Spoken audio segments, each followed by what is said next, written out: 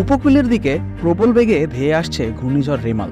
ব্যাপক ক্ষয়ক্ষতি এড়াতে ইতোমধ্যেই 10 নম্বর মহাবিপদ সংকেত দেখিয়ে যেতে বলা হয়েছে উপকূলীয় এলাকাগুলোকে। তবে দুর্যোগপ্রবণ দেশ হওয়ায় প্রতি বছরই বিভিন্ন প্রাকৃতিক দুর্যোগের মুখে পড়ে বাংলাদেশ। এ পর্যন্ত বহুবার বাংলাদেশের উপকূলীয় অঞ্চলগুলো শক্তিশালী ঘূর্ণিঝড়ে লণ্ডভণ্ড হয়ে গেছে। এগুলোর মধ্যে আছে ঘূর্ণিঝড় মোখা। 2023 সালের 14 মে স্থানীয় সময় বেলা 3টার দিকে বাংলাদেশ ও মিয়ানমারের উপকূলে আঘাত হানে ঘূর্ণিঝড় মোখা, যার প্রভাবে ভারী বৃষ্টি ও ঝড় হয় এবং প্রতি ঘন্টায় 175 মাইল পর্যন্ত বেগে প্রবল বাতাস বয়ে যায়।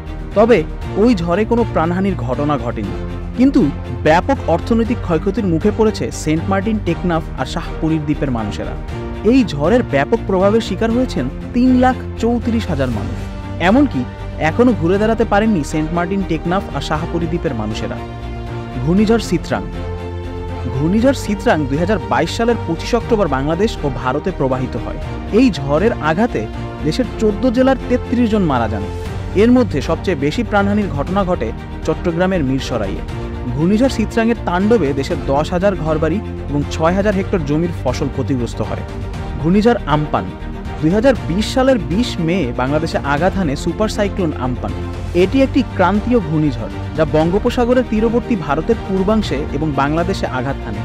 বাংলাদেশের মূলত দক্ষিণ পশ্চিমাঞ্চলীয় জেলাগুলোতেই আম্পানের আঘাত ছিল তীব্র। বাঁধগুলো ভাঙার ফলে পটুয়াখালী জেলার অন্তত 10টি গ্রাম ডুবে যায়। বিদ্যুৎ বিভ্রাটের কারণে 10 কোটিরও বেশি লোক বিদ্যুৎহীন হয়ে পড়েছিল। প্রায় 3,000 চিংড়ি এবং কাঁকড়া খামার বন্যায় মারাত্মকভাবে ক্ষতিগ্রস্ত বা ধ্বংস হয়ে যায়। ঘূর্ণিঝড় বুলবুল।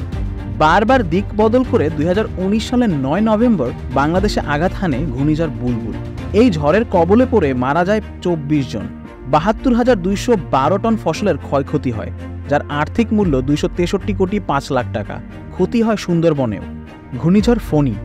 2019 সালের 3 মে বঙ্গোপসাগরে সৃষ্ট ঘূর্ণিঝড় ফণীর আঘাতে বাংলাদেশের 9 জনের মৃত্যু হয়। তবে প্রাণহানি কম হলেও ক্ষয়ক্ষতির পরিমাণ ছিল অনেক বেশি।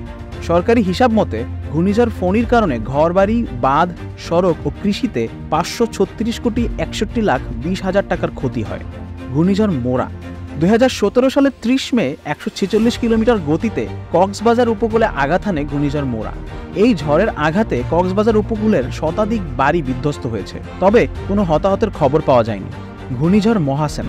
2013 সালের মে মাসের শুরুর দিকে বঙ্গোপসাগরের দক্ষিণাংশে নিম্নচাপজনিত কারণে উৎপত্তি ঘটে মহাসেনের। প্রথমে স্থির থাকলেও 10 মে এটি শক্তিশালী ঘূর্ণিঝড়ে রূপান্তরিত হয়। এ ঝড়ের কারণেও ব্যাপক ক্ষয়ক্ষতি হয় এবং উপকূলের জনজীবন অচল হয়ে পড়ে। ঘূর্ণিঝড় আইলা। 2009 সালে উত্তর ভারত মহাসাগরে জন্ম নেয় ঘূর্ণিঝড় আইলা। ঘূর্ণিঝড়টি আঘাত হানে 25 মে বাংলাদেশের দক্ষিণ পশ্চিমাংশ ও ভারতের দক্ষিণ পূর্বাংশে। এর ব্যাস ছিল প্রায় 300 কিলোমিটার, যা ঘূর্ণিঝড় সিডরের থেকে 50 কিলোমিটার বেশি। সিডরের মতোই আইলা প্রায় 10 ঘন্টা সময় নিয়ে উপকূল অতিক্রম করে। তবে পরে বাতাসের বেগ 80 থেকে 100 কিলোমিটার হয়ে যাওয়ায় জানমালের ক্ষয়ক্ষতি সিডর থেকে তুলনামূলক কম হয়েছে। ঘূর্ণিঝড় সিডর। সিডরকে 20 শতাব্দীর সবচেয়ে শক্তিশালী ঝড় হিসেবে বিবেচনা করা হয়। আন্দামান দ্বীপপুঞ্জে 2007 সালের 15 নভেম্বর দেশের উপকূলীয় অঞ্চলগুলোতে আঘাত হানে এই ঝড়। বাংলাদেশের প্রায় 6 লাখ টন ধান নষ্ট হয়েছে সিডরের প্রভাবে। সুন্দরবনের পশুর নদীতে বেশ কিছু হরিণের মৃতদেহ ভাসতে দেখা যায় এবং বিপুল সংখ্যক মানুষ ও প্রাণীর মৃত্যু হয় এই শক্তিশালী ঘূর্ণিঝড়ের আঘাতে। ঝড়ের তাণ্ডবে উপকূলীয় জেলাসমূহের বিদ্যুৎ সরবরাহ বন্ধ হয়ে যায়।